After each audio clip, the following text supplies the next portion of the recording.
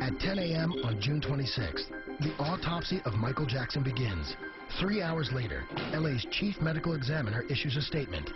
There was no indication of foul play.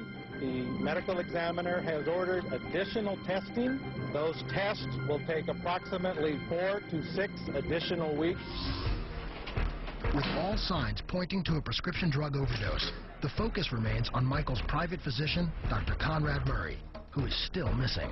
The reason why they were unable to find Dr. Murray is plain and simple. Murray was already contacting lawyers to represent him and to plan his strategy. The following day, Murray and his lawyer agree to meet privately with detectives to give his statement. He laid out everything that had happened, not just that day, but in the 6 weeks leading up to Michael Jackson's death. He said that Michael Jackson had told him that he regularly used propofol and needed it to fall asleep. And Dr. Murray had been giving him quantities of it every night for 6 weeks, and then became concerned that he was becoming addicted to it. So that night, he had essentially given him substitute. Though his lawyers will later claim Murray made unspecified mistakes recounting his timeline, this is what he tells police. Starting at 1:30 a.m., he gave Michael a Valium. 30 minutes later, Michael was still awake, so he administered the sedative Ativan via IV. For the rest of the night, Murray alternated between doses of Ativan and another sedative, Versed, every few hours. Still, nothing worked. And then at that point, they had said that Michael Jackson asked for what he called his milk. And at about 10:40 that morning, after much begging and pleading, Dr. Murray had relented and given him a dose of propofol. Murray says he gave 25 milligrams diluted with lidocaine. It went straight into Michael's IV, and finally, he fell asleep. Murray explains that he continued to monitor Michael for roughly 10 minutes before heading to the bathroom, and that he was out of the room for 2 minutes maximum.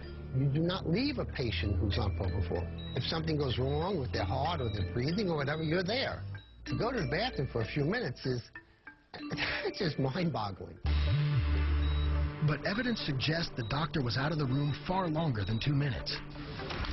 Murray's cell phone log, which detectives later obtain, shows that from 11:18 a.m. to 12:05 p.m., Murray was on the phone with 3 separate callers, totaling 47 minutes. Investigators are wondering, why is he on the phone 3 different times?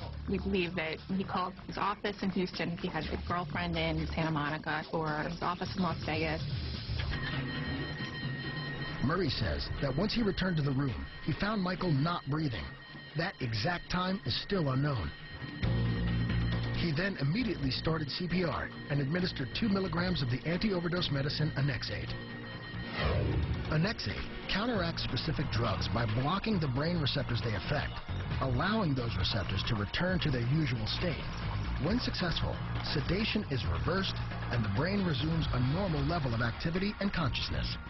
Unfortunately, the drug didn't work on Michael. Murray's lawyer said that only after doing 25 to 30 minutes of CPR did the doctor run to get assistance. Somebody call security!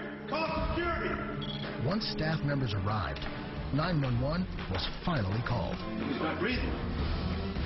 Other than the time that the paramedics came, who knows what was going on in that bedroom. There's some things here that don't add up. His argument was that nothing was given to Michael that would have killed him. He didn't do anything wrong.